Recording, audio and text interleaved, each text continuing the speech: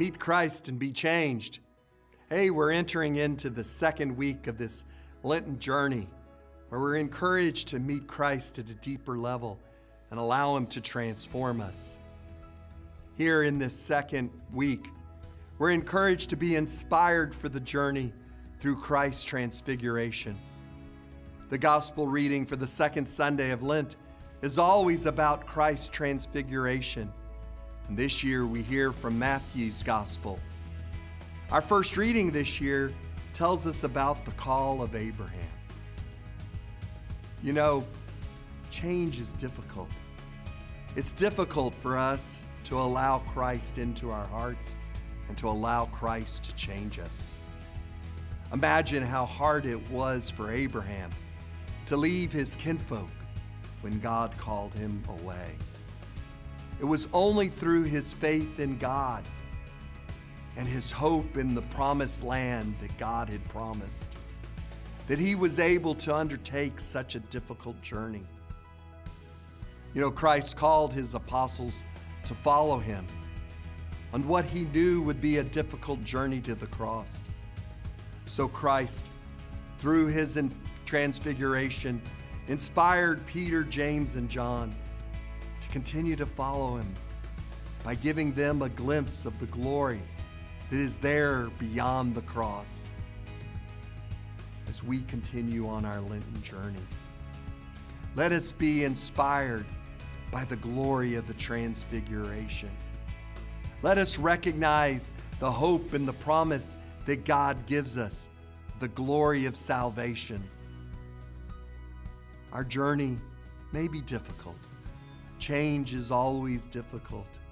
But always as we go through this transformation, as we go through this change, we have the hope of salvation. Over this next week, let us look at the many blessings that God has given us. Look back in our life and look at those glimpses of the transfiguration that God has given us, the glory that He has already brought to us in our life. And as we allow Christ into our hearts, let us invite Him to change us.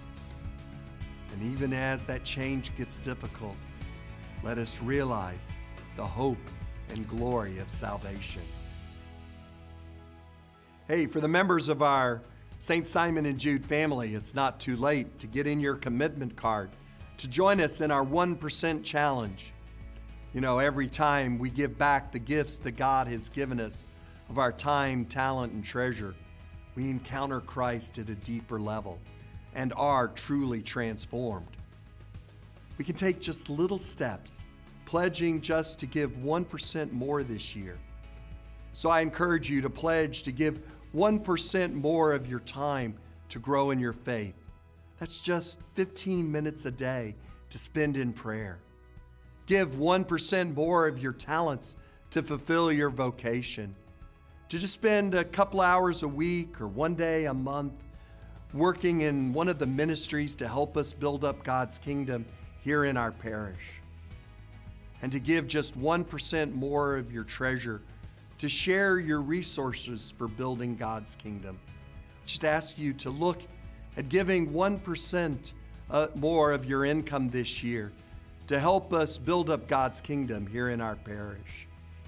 So remember, get in those commitment cards. And even if you can't take the 1% challenge, let us know how you plan on giving of your time, talent, and treasure this year.